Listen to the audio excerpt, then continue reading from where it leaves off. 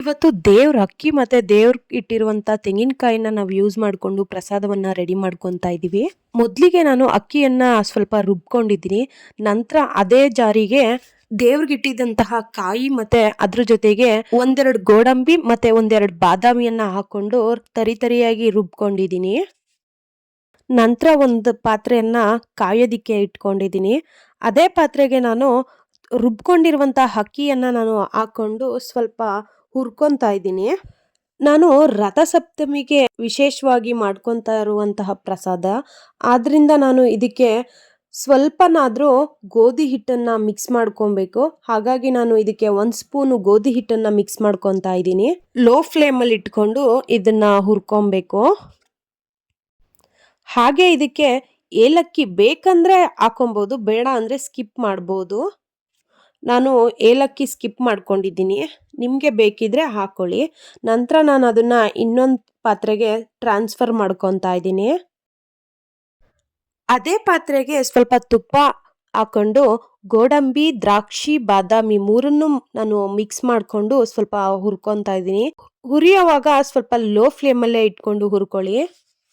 ನಾನು ದೇವರಿಗೆ ಪ್ರಸಾದಕ್ಕೆ ಅಂತ ಹೇಳಿ ನಾನು ಸ್ವಲ್ಪನೇ ಮಾಡ್ಕೊತಾ ಇರೋದು. ಹಾಗಾಗಿ ನಾನು ಸ್ವಲ್ಪ ಚಿಕ್ಕ ಸ್ಪೂನು ಚಿಕ್ಕ ಬೌಲ್ನೇ ಇಟ್ಕೊಂಡಿದ್ದೀನಿ.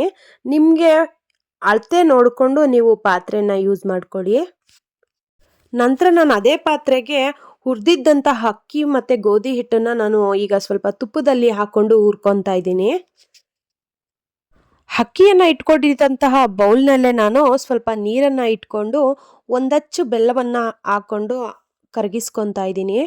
ನಾವು ಡೈರೆಕ್ಟ್ ಪ್ರಸಾದದಲ್ಲಿ ಹಾಕ್ಕೊಂಡ್ರೆ ಅದರಲ್ಲಿರುವಂತಹ ಗಲೀಜೆಲ್ಲ ಅದರಲ್ಲೇ ಸೇರ್ಬೋದು. ಹಾಗಾಗಿ ನಾನು ಸಪ್ರೇಟು ಬೌಲ್ನಲ್ಲಿ ಹಾಕ್ಕೊಂಡು ನಾನು ಕರಗಿಸ್ಕೊಂಡಿದ್ದೀನಿ. ನಾನು ನಂತರ ಅದರಲ್ಲಿ ನೋಡಿದಾಗ ಏನೂ ಗಲೀಜೇನೂ ಇರಲಿಲ್ಲ. ಹಾಗಾಗಿ ನಾನು ಡೈರೆಕ್ಟೇ ಯೂಸ್ ಮಾಡ್ಕೊಂಡಿದ್ದೀನಿ. ಬೆಲ್ಲದ ಪಾಕ ಮಿಕ್ಸ್ ಮಾಡ್ಕೊಳ್ಳುವಾಗ ಕೈನ ಬಿಡ್ದಿರ ನಾವು ತಿರುಗ್ತಾ ಇರಬೇಕು.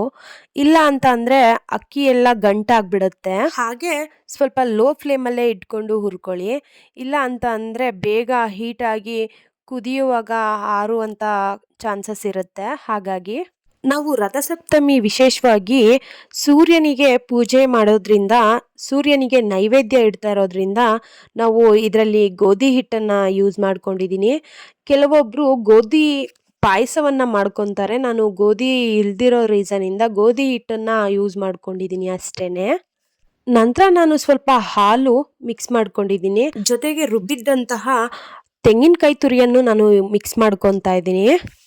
ನಾವು ದೇವ್ರಿಗಿಡುವಂತಹ ಅಕ್ಕಿ ಮತ್ತು ತೆಂಗಿನಕಾಯಿನ ಎಲ್ಲೂ ವೇಸ್ಟ್ ಮಾಡಬಾರ್ದು ಯಾವಾಗಲೂ ನಾವು ಮಾಡಿದಂತಹ ಪ್ರಸಾದವನ್ನೇ ಮಾಡ್ತಾ ಇದ್ದರೆ ಎಲ್ರಿಗೂ ತಿನ್ನೋದಕ್ಕೆ ಬೇಜಾರಾಗುತ್ತೆ. ಹಾಗಾಗಿ ನಾನು ಸ್ವಲ್ಪ ಡಿಫ್ರೆಂಟ್ ಆಗಿರಲಿ ಅಂತ ಹೇಳಿ ನಾನು ಈ ಥರ ಮಾಡ್ಕೊತಾ ಇದ್ದೀನಿ.